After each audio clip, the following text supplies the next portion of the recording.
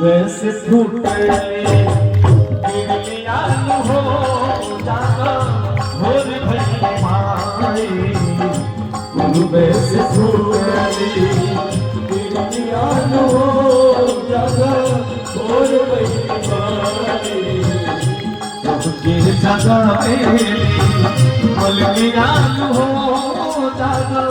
भोर भई माई तुमके जगावे